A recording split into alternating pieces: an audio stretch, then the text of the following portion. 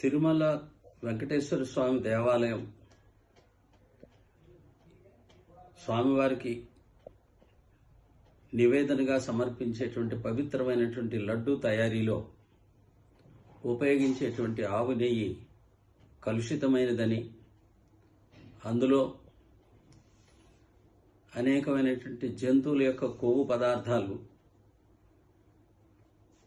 పంది, చేప